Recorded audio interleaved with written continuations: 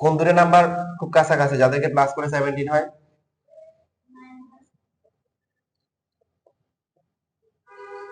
9 কে কি লেখা যায়? এই 9 3 স্কয়ার, অর্থাৎ পারফেক্টলি স্কয়ার। 8 কে ক্যালকুলেটর আনছো? আচ্ছা, ক্যালকুলেটর যদি নিয়ে আসো না, দেখো 8 কে লেখা যায় হচ্ছে ক্যালকুলেটরে, তোমরা যদি রুট করো তখন এরকম আসবে। তো সেটা কিরকম আসবে এখান থেকে দেখা যাচ্ছে, যেহেতু ক্যালকুলেটর নিয়ে আসো নাই। 2 ইন্টু 2 ইন্টু কত? 2। পেয়ার থেকে একটা আসবে, সো পেয়ার থেকে কত হবে? আর যেটা পেয়ার না এটা হবে রুটের ভিতরে। তো ক্যালকুলেটরে যদি তোমার 8 কে রুট করো দেখবে যে কত আসবে? 2√2। তাহলে এটাকে স্কয়ার লেখা যায়। বাকি তোমরা যখন √6 দিবা দেখবে √6 দেখাচ্ছে, √5 দিলে √5 দেখাবে।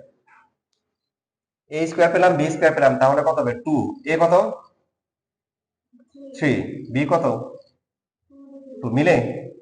3 দুগুণে 6, 6 দুগুণে 12, মিলছে? মিলতে বাধ্য।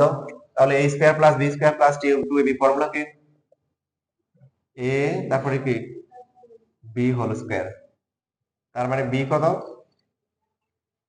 3 প্লাস কত? 2 রুট। বাট আমাদের আর ওয়ান স্টেপ মোর, মানে আবার রুট করতে হবে। তো সেটা করতে পারবো, কিভাবে করতে পারবো? 3 কোন দুটো নাম্বার কাছাকাছি প্লাস করে 3 হয় বলেন?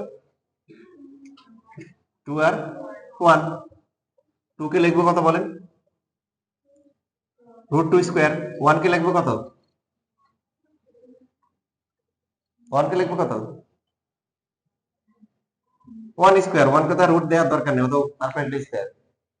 তাহলে a স্কয়ার পেলাম, b a পেলাম, b পেলাম, তাহলে এখানে কত হবে? 2 ইনটু a কত? √2, b কত? 1, মিলছে? তাহলে এটা কিসের ভ্যালু?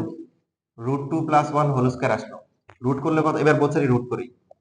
রুট বি এখানে কত হবে? √2 প্লাস 1। ঠিক আছে, দেখেন জেনারেল ম্যাথ ক্লাস আজকে এটুকুই থাকবে, উপরে বাকি সময়টুকু আমরা হায়ার ম্যাথ করব। বোথ সাইডে স্কয়ার রুট করা হয়েছে, কি করা হয়েছে?